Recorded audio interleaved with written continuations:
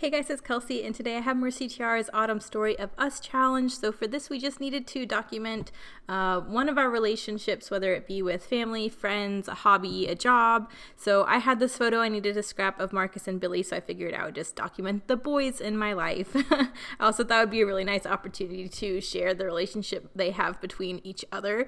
So that's what I'm going with. I did trim it down to a 4x4, and I'm using the rest of my Gina collection that I have left from Felicity Jane. I might as well have made this collection my How to Kill a Kit with Style this month because I've used the entire thing, pretty much, other than some of the maybe ephemera pieces, but as far as the paper goes. So I had one 12x12 left and all of these scraps, so I figured since it was the last 12x12, I might as well try and plonk everything I have left on it. So I already had my scraps kind of going from smallest to biggest, and they kind of looked nice how they were, so I decided I would put the picture on top of those, and there you go. There are my layers. I did decide it looked very boxy. Sometimes I don't mind that when I do lots of layers. I really like seeing all my corners, but this just looked extra boxy. So I decided I'd do something a little different and just corner round crazy on everything. Just corner around every single layer just to make it a little fun, a little bit different. That way I didn't really have to change my entire design. The layers are still going where I already had them, but it kind of adds a fun, unexpected element to have all the corners rounded instead. So I'm just using my Becky Higgins corner rounder. I rounded the photo and every single layer. Sorry if you can hear Marcus in the background. He's playing with some friends. Makes him sound like a child. Do you hear him yelling in the background? Okay. Anyways, so I'm just going through and rounding all my corners really quick, and I liked how they already were. This wood grain, this blue wood grain kind of was already the same size as my photo, so I decided to use that as my first mat. Then I'm going to run this little striped piece horizontally behind that as like a mini little shelf, and then everything's just kind of staggered after that. So that's where I'm starting. You can see I'm trying to fit in this pink piece just because I had a scrap of it, and why not? I'm trying to use all my Gina papers on this page. So it ends up not going there, though. I kind of figure out somewhere else to go. But even branding strips, I have some branding strips left over, so I figured I'd try and get a few of them on here. I really liked this one that has text that just says sweet home, home sweet home.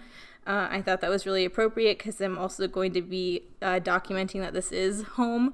So I thought that worked really nice. I also had a scrap from this blue wood grain because I had trimmed it down to mat on another 12x12, so I had a long strip left over. So I am just going to use a little scalloped border punch to punch a little detail on that edge, and that's going to go up next to that text. But yeah, that's pretty much all I'm doing, is just trying to use the rest of this collection up on this page. So I think it's interesting. I really do like the rounded corners. That's different for me.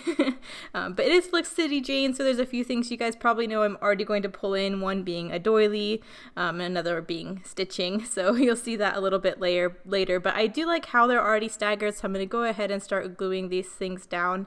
I'm gutting this doily just because I don't need the whole thing. Why not? And then I'm getting that scalloped border piece down. So I still have this entire puffy sticker sheet from the Gina collection.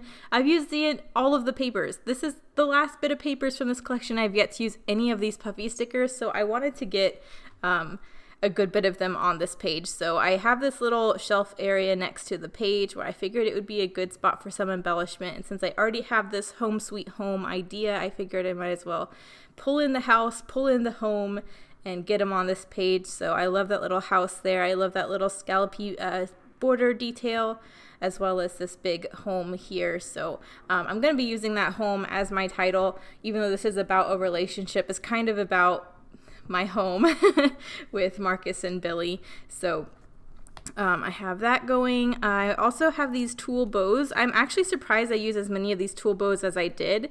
So I'm pretty happy that there's only 3 left. I really tried to get another one on here, but the colors I had left I didn't feel like really went super well with this page, so I'll save them. They'll go with other Felicity Jane collections, so they'll get used up. But I really like the idea of having these puffy hearts coming up from the chimney of the home, of the little house there. And I also have these chipboard hearts to the left, so I know I'll bring in hearts somewhere else as well. But as far as the layers go, I'm still trying to use as much of these scraps as I can. So I'm going to corner around those as well and just have a longer skinny shelf coming out from the bottom of all of these paper layers. So I didn't necessarily need that, but for the sake of getting all these scraps on pages, because I don't want them floating around and not getting used another time, I figured I might as well. So I think that adds another cool little detail, having those extra corners and those extra layers. But I like how that is, so I'm going to go ahead and glue this stuff down. You see I kind of flip-flopped all the colors. I did have these solid colors on the green and the yellow side, but I liked it better once I flipped them over and saw the back was the pink and the blue, so I went with that instead. And then here I am getting those little shelves on the bottom glued down. So there we go. I'm just trying to see the spacing. I kind of like how it already was there, lined up on the right side of the page, so I'm going to go ahead and glue that down. And then I need to get some stitching done. I have a few small scraps left over that I'm trying to squeeze on here, but it just looked too much. I already added these other two scraps on the bottom, so I didn't really feel like I had to tuck in any other pieces. So there's a few small scraps left over along with a couple branding strips, but I still didn't think that was bad. And now I'm back to this puffy sheet. I'm trying to use more of it just because I cannot believe I have an entire puffy sticker sheet left after using a collection. So there's a few text sentiments that I thought were appropriate. So one of them was, what do those even say? It's something like where I belong and then this is home. Both of those I thought were appropriate, but I couldn't find a place for them to sit where it looked nice. I thought they would have gone really well with this page, but I didn't want to stick them on there if it didn't look good, just for the sake of using them. So I'll save those. I'll get them used up on another page as well. But then I was like, okay, if I'm done with the puffy stickers, I can't use the tool bows. Can I get some of these hearts on here at least? I love these collection of chipboard hearts that they give you. So I just stacked 3 up across the top there, kind of coming off of the title. I thought that was nice and kind of mimicked the hearts coming out of the chimney. And I really liked 3. 3 just looked nice, but then it looked awkward that there were only 2 coming out of the chimney. So you'll see I go back a little bit later and add a 3rd heart coming out of the chimney. I originally didn't because I wanted them in tapering sizes like these chipboard hearts is, with the bigger, medium, small heart. And I thought all the larger hearts on the puffy sticker sheet were about the same size, so I didn't want 2 of the same size and then 1 small one. I really wanted it to taper, but I went back to the sticker sheet and there was 1 heart that was bigger than the yellow, so it ends up tapering fine. I just didn't see that at first. I thought at first I might try and add some washi as well, so I tried out this butterfly and this black and white striped. I thought these would look really good with Felicity Jane, and they do, but the positioning just looks awkward here, and it just adds this black in weird places, and I didn't like it, but I didn't want to put it down by the photo where it probably would have looked better, but it just kind of looked a little jarring all of a sudden having this black pattern, so I do end up taking those off. I was just trying to find another place to add more layers. But yeah, I didn't like it, so I took them off again. I'll use those on another page too eventually, I'm sure. So there is that. I like how these layers are coming though. I'm trying to squeeze this striped branding strip on here. I thought that green and white stripe looked really good, but again, I couldn't really find a nice place for it to sit where it didn't look like I just added it just because. It didn't really look like it belonged. So again, I set it aside. Hopefully I'll use that with another Felicity Jane paper.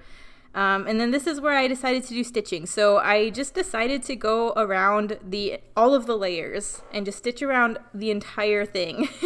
I thought it would be cool. I thought it would accentuate the rounded corners and kind of draw all these layers together. I just love the added texture of stitching, especially with Felicity Jane. It just looks like it belongs. So I don't do all this on camera. I don't want you guys to go crazy, but you'll see I'm just doing a straight stitch all the way around.